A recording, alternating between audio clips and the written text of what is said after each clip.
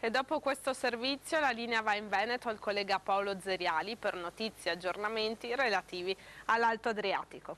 Provinciale Speranzoni, e passiamo a parlare ora con Michele Marangon, appunto consigliere comunale del PD di San Donà di Piave. Allora, San Donà è una zona, insomma, che visivamente è iperattiva, cioè uno quando passa da Portogruaro a San Donà dice, beh, insomma, sono arrivato nel Veneto veramente attivo, lavorativo, che non conosce crisi. Questa è l'impressione che si vede. Lei dice che poi non è tutt'oro quello che luccica. Perché?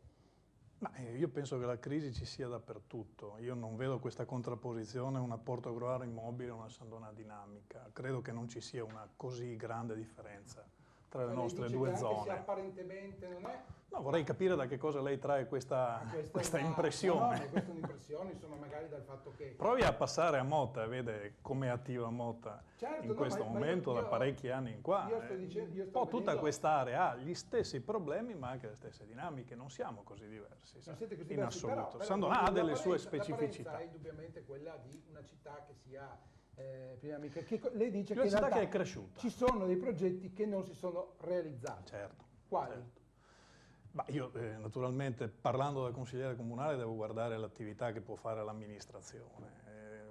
Questa amministrazione che scadrà tra 3 anni, che è entrata in carica del 2008, quindi siamo verso la fase finale del mandato, era partita con un certo programma molto ambizioso che ha dovuto man mano smantellare. Ora, da cosa dipende questo? Dipende in parte dalla crisi che è venuta, che per un certo periodo, dobbiamo ricordarcelo, si è fatto finta di non vedere anche. Ma in parte per delle cose non realizzate. Ma in parte insomma. Perché la realtà di San Donà forse è arrivata ad una soglia, è arrivata ad un limite del proprio sviluppo in cui deve cambiare un po' la propria vocazione, deve trasformarsi. Una città che è cresciuta enormemente nell'ultimo mezzo secolo, a ritmi decisamente maggiori rispetto al resto del Veneto. Ricordiamo che ha 42.000 abitanti e con l'eventuale città del Piave, con l'eventuale unione dei comuni limitrofi, arriverebbe a 60.000. Sì, questa è la dimensione attuale. Adesso non ho le ultime cifre aggiornate, però siamo sicuramente verso oltre i 42.000 abitanti attualmente. Solo che questo trend naturalmente non può continuare per sempre. È venuto un momento di assestamento per San Donà di Piave.